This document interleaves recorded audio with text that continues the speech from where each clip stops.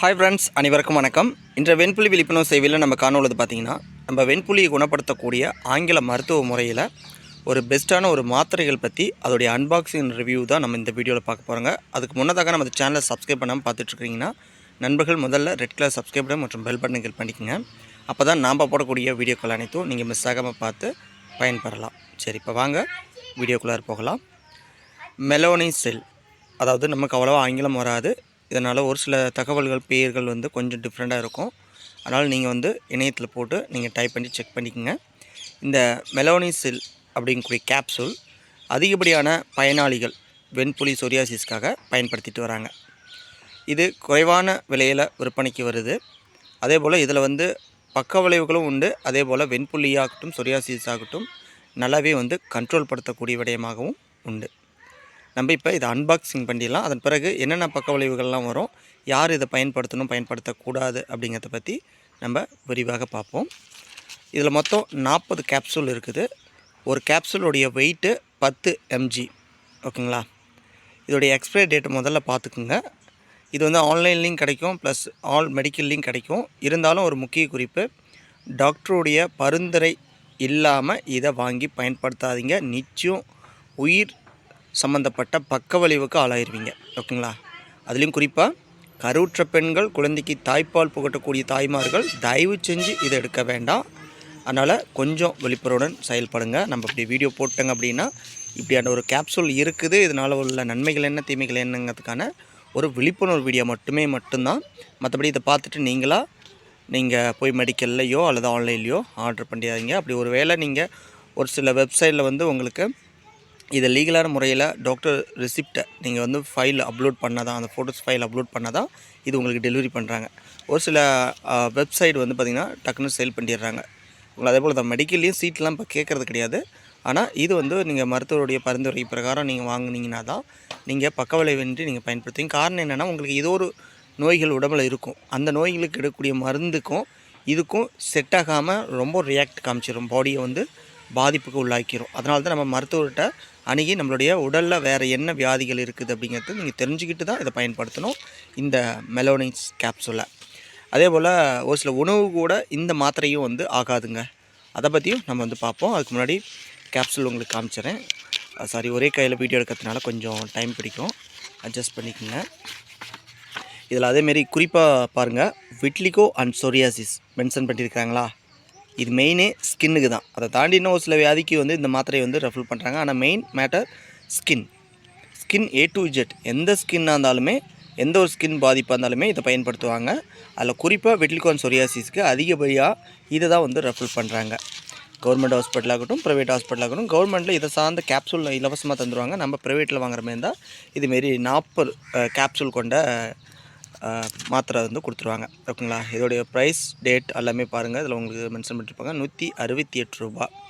ஓகேங்களா? 40 மாத்திரையோடைய ரேட்டு 168 ரூபா. 9வது மாதம் 2023 இது மாத்திரை உருவாக்கிறாங்க. இதை பயன்படுத்தக்கூடிய டேட் பாருங்கள், 8/2026 வரைக்கும் பயன்படுத்திக்கலாம். இன்னும் 3 ஆண்டு காலம் இது எக்ஸ்பைரி டேட் இருக்குது. அதனால் இது பார்த்து தான் பயன்படுத்தணும். ஓகே, இது என்னென்ன பக்க விளைவு தரும் அப்படின்னா, முதல்ல இந்த மாத்திரை சாப்பிட்டு நீங்கள் கனரக வாகனம் ஓட்டுறீங்க அப்படின்னா அது தவறு. ஏன்னா இது உங்களுக்கு தூக்கத்தை ஏற்படுத்தலாம். அதனால் அது விபத்துக்கு உள்ளாக்கி விட்டுரும். அதனால் நீங்கள் கனரக வாகனம் ஓட்டுறீங்க இதை பயன்படுத்துறது இரவு நேரத்தில் பயன்படுத்திக்கிறது நல்லது. ஒரு சிலர் காலையில் இரவு 2 வேளையும் அந்த மாத்திரையை எடுத்துக்கிறதுக்கான டாக்டர்ஸ் சொல்லுவாங்க. அதில் உங்களுக்கு கனரக வாகனம்னா நீங்கள் டாக்டர்ஸே சொன்னாலும் நீங்கள் காலையில் இந்த மாத்திரையை பயன்படுத்துறது தவிர்த்துக்கிறது நல்லது. ஓகேங்களா? ஏன்னா உங்களுடைய உயிர் சம்மந்தப்பட்டது, மற்றவர்களுடைய உயிர் சம்மந்தப்பட்டது கனரக வாகனம் ஓட்டக்கூடிய நபர்கள். அதை தாண்டி இந்த மாத்திரையோடைய ரியாக்ட் என்னென்னா, கொஞ்சம் சோர்வாக ஒரு மந்தமாக ஃபீல் பண்ணுவீங்க. ஓகேங்களா? நல்லா ஆக்டிவாக இருக்கிறீங்க. இந்த மாத்திரையை சாப்பிட்ட பின்னாடி ஒரு மந்தமான ஒரு நிலையிலேயே இருப்பீங்க. ஒரு டயர்டாக ஃபீல் இருக்கும். அதனால் நீங்கள் அதையும் கொஞ்சம் உற்று நோக்கணும். அதுக்கு தான் காலையில் பயன்படுத்தாமல் இரவு பயன்படுத்த சொல்லி மருத்துவர்கள், அதிகப்படியான மருத்துவர்கள் சொல்கிறாங்க. இது உணவுக்கு பின் தான் பயன்படுத்தணும், உணவுக்கு முன் பயன்படுத்தக்கூடாது. காலையில் மாலையில் ஒரு சில வியாதிக்காக ஏதோ ஒரு மெடிசின்ஸ் எடுத்துகிட்டு இருக்கக்கூடிய பட்சத்தில் வேணுமா இது டாக்டர் உங்களுக்கு சேஞ்ச் பண்ணி கொடுக்கலாம். ஓகேங்களா? அடுத்ததாக பார்த்திங்கன்னா, இது ஒரு சிலருக்கு பார்த்திங்கன்னா வயிறு ஒரு புண்ணாக்கக்கூடிய தன்மை ஏற்படும். அது எல்லாத்துக்கும் பொருந்தாது.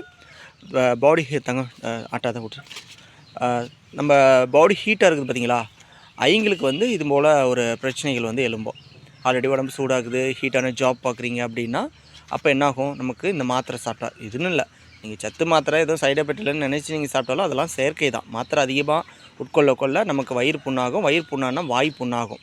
மாத்திரை எடுக்கும்போது உங்களுக்கு வாய் வழியான வரக்கூடிய ப்ராப்ளத்தை நீங்கள் சந்தித்து தான் ஆகணும். அதாவது துர்நாற்றம், வயிற்று வழியாக வெளியேறக்கூடிய அந்த காற்று அவ்வளோ துர்நாற்றம் அடிக்குங்க மாத்திரை போட்டிங்கன்னா. இது வந்து நான் ஸ்டார்டிங் 2016-15 எடுத்துருப்பேன்னு நினைக்கிறேன். எனக்கு வெண்புலி வந்த ஸ்டார்டிங்கில் வந்து ப்ரைவேட் மருத்துவமனை அணுகும் போது இது தரல. அப்போ வந்து எபிடோஸ் கொண்ட ஸ்டீராய்டு கொடுத்தாங்க. அது நம்மளால் ஒன்றும் முடியல அப்படிங்கக்கூடிய கட்டத்தில் தான் இது போல் மெடிசன்ஸ் எடுத்துங்க. இதுலேயும் கொஞ்சம் நமக்கு அந்த ப்ராப்ளம் இருக்குது, ஸ்டீராய்டு இருக்குதா இல்லையா இது அப்படிங்கிறதுலாம் நீங்கள் டாக்டர்ட்டையும் மற்றும் வெப்சைட்லேயும் தான் செக் பண்ணிக்கணும். ஏன்னா நம்ம ஒரு சில மாத்திரைகளை வந்து ஓவராக இதை எடுக்கக்கூடாது அப்படின்னு சொன்னாங்கன்னா அந்த கம்பெனி மூலிமா நமக்கு வந்து கேஸ் ஃபைல் பண்ணிடுவாங்க. அதனால தான் நம்ம வந்து 1க்கு 2 டைம் 3 டைம் நம்ம தெளிவாக சொல்கிறாங்க. ஓகேங்களா? அதனால் இது வந்து இதில் பக்க விளைவு இருக்குது இல்லைங்கிறத நீங்களும் ஒரு டைம் வெரிஃபை பண்ணிக்கணும். நான் சொல்கிறது இல்லாமல் இதோடைய ரிசல்ட்டு அந்த வாய் எதிர்கரையலாம், பல்லுடைய எதிர்கரைய ஆரம்பிக்கும். ஏன்னா சூடு தான் அதுக்கு காரணம். அந்த சூட்டை உருவாக்குறது மாத்திரை சாப்பிட்ற மாதிரி இருந்தால் நீங்கள் அது அம்மா போலாமா அதுக்கான சப்போர்ட் வந்து நீங்கள் வந்து உடம்பு கூலிங்காக வச்சுக்கணும். ஓகேங்களா? அதுமாரி பார்த்துக்கணும். அதை தாண்டி வந்து அதான் சொன்ன மாதிரி கருவுற்ற பெண்களும் திருமணம் முடித்த பெண்களும் குழந்தை பேருக்காக ட்ரை பண்ணுறீங்கன்னா அதை அவாய்ட் பண்ணணும். பால் ஊட்டக்கூடிய தாய்மார்கள் அவாய்ட் பண்ணணும். முதியவர்கள் இதை எடுக்கலாமா வேண்டாமாங்கிறத நீங்கள் டாக்டர் சொல்லாமல் நீங்கள் எடுக்கவே கூடாது. இளவயதில் இருக்கிறவங்க கூட நீங்கள் இதை எடுத்து என்ன சைடு எஃபெக்ட் இருந்தால் கூட ரெக்கவர் ஆகலாம். ஓகேங்களா? பெரிய அளவுக்கு நமக்கு வந்து இளவயதில் இருக்கிறவங்களுக்கும் இப்போ தான் வந்து எடுக்கிறீங்களுக்கும் சைடு எஃபெக்ட் வந்தாலும் அதை ஈஸியாக நம்ம வந்து ரெஃபர் பண்ணி டாக்டர்கிட்ட வந்து நீங்கள் இது டோஸை வந்து மாற்றிக்கலாம், அல்லது வேறு மெடிசன்ஸ் மாற்றிக்கலாம், அல்லது அதுக்கான காரணம் என்னென்னு கண்டுபிடிச்சி ஈஸியாக ரெக்கவர் ஆகலாம். அதேமாதிரி இதோட பயன் வந்து ரிசல்ட் தருது, நம்ம இல்லைலாம் சொல்ல முடியாது. வெட்லிகோஸ் அண்ட் சொரியாசிஸ்க்கு அதில் சொரியாசிஸ் பற்றி எனக்கு அவ்வளோவா வந்து தெரியாது. அண்ட் ஒரு சிலர்கிட்ட கேட்கும்போது இது ஓகேங்க எனக்கு வேலை செஞ்சிச்சு, ஆனால் முழுமையான தீர்வு கொடுக்கல, ஆனால் பரவாமல் கண்ட்ரோல் பண்ணிச்சு அப்படிங்கிறாங்க. அதே போல் தான் வெட்லிகோவுக்கு முழுமையான தீர்வு இந்த மாத்திரை மட்டுமே கொடுத்துருமான்னு பார்த்தீங்கன்னா கிடையாது. இது உங்களுக்கு பரவாமல் தடுக்கலாம், உங்களை ஸ்டார்டிங் ஸ்டேஜை குணப்படுத்தலாம். மீண்டும் ஃப்யூச்சரில் வராதுங்கிறதுக்கு இந்த மாத்திரை கேரண்டி கொடுக்காது. ஓகேங்களா? அதனால் தாக்கம் கம்மியாகிறவங்களுக்கு இப்போ தான் வெண்புலி வரவங்களுக்கு இளவயதில் இருக்கிறவங்களுக்குலாம் இது வந்து ஒரு வெற்றிகரமான ஒரு மாத்திரைன்னு தான் நம்ம சொல்லணும். ஏன்னா இந்த மாத்திரையில் வந்து வெறும் -ஏ மட்டும் நம்ம சொல்லிகிட்டு இருக்க முடியாது, ப்ளஸ் இருக்குது, நல்ல கண்ட்ரோல் இருக்குது, low cost and side effect அப்படிங்கிறது பெரும்பாலும் பேர்த்துக்கு இது வரது கிடையாது. ஏன்னா டோஸ் கம்மி தான், வெறும் 10 mg தான் இது நம்ம பயன்படுத்துகிறோங்க. ஓகேங்களா? அதுவும் நீங்கள் உங்களுக்கு உடல்நிலை ஒத்துக்க மாட்டேங்குது அப்படின்னா 1 நாள் 2 நாள் கூட ஒரு நம்பிக்கைக்காக மாத்திரைன்னு நம்ம ஒன்று எடுக்கிறோங்க அப்படிங்கிற பேரில் இதை எடுத்துக்கிட்டு நீங்கள் அதுக்கு போய் உணவுகளில் வந்து நீங்கள் கவனம் செலுத்தி மனசை ஆரோக்கியமாக வச்சுக்கிட்டு ஹாப்பியான லைஃப் வாழ்ந்தாவே உங்களுக்கு வந்து இதுக்கான ரிசல்ட்டை நீங்கள் லைவாக பார்க்க முடியுங்க. ஓகேங்களா? அதுதான் இந்த மாத்திரையுடைய தன்மை. நம்ம இணையத்தில் உள்ள அப்டேட் எல்லாமே வந்து நீங்கள் வாட்ஸ்அப் வந்தாலும் உங்களுக்கு நான் அப்டேட் பண்ணுறேன், நீங்கள் செக் பண்ணிக்கலாம். அண்ட் அதேமாரி அம்மாட்ட போய் டைம் மட்டும் கேட்டு வா. அதனால் சித்த மருத்துவம் நாட்டு வைத்தியம் எடுக்கிறீங்க அப்படிங்கிற பட்சத்தில் கட்டாயம் இதை பயன்படுத்தக்கூடாது. ஓகேங்களா? அதை மட்டும் தெளிவாக புரிஞ்சுக்க. ஏன்னா சித்தாவுக்கும் இங்கிலீஷ் மருத்துவத்துக்கும் கொஞ்சம் கூட செட் ஆகாது. அது இது பூனை. அது வந்து அந்த காலத்தில் பச்சிலை வைத்தியமே பவர்ஃபுல்லானது தான்.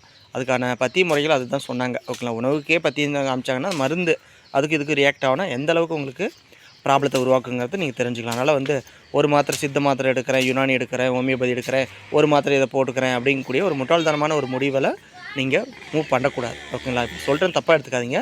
ஏன்னா அதுதான் ஒரு கரெக்டான ஒரு வழிமுறை. ஏதோ ஒரு மருத்துவத்தை தான் எடுக்கணும். ஃபஸ்ட்டு வைத்தியம் பெஸ்ட் வைத்தியமாக அமைச்சிக்கணுமாங்க பார்த்தீங்களா? அதுமாதிரி இது வந்து லோ டோஸ், இது கூட மல்டிவிட்டமின் கேப்சூலாம் அட்டாச் பண்ணிக்குவாங்க ஒரு சிலர், அது டாக்டர்ஸ் வந்து உங்களுக்கு சொல்லுவாங்க. ஓகேங்களா? ஓகே ஃப்ரெண்ட்ஸ், நம்ம இந்த தகவல் உங்களுக்கு பயனுள்ளதாக இருக்கும் நான் நம்புகிறேன். ப்ளஸ் இந்த தகவல் உங்களுக்கு பிடிச்சிருந்துச்சா மறக்காம ஒரு லைக் பண்ணுங்கள். அண்டு உங்களுடைய தகவல் என்னாச்சும் உங்களுக்கான ஒரு கேள்வி பதில் வந்து டவுட்டாக இருக்குது அப்படின்னா கீழே உள்ள கமெண்ட் பாக்ஸில் லீவ் பண்ணுங்கள். அதை பற்றி நான் நிச்சயம் அடுத்த வீடியோவில் உங்களுக்கு க்ளியராக பேசுகிறேன். ஓகேங்களா? ஓகே ஃப்ரெண்ட்ஸ், மீண்டும் அடுத்த வீடியோ சந்திப்போம். அதுவே உங்கள் விடைபெறுவது நான் உங்கள் பிவி. நன்றி, வணக்கம். வாங்க போகலாம். விடு போய் பேக் வண்டியில் மாட்டேன்.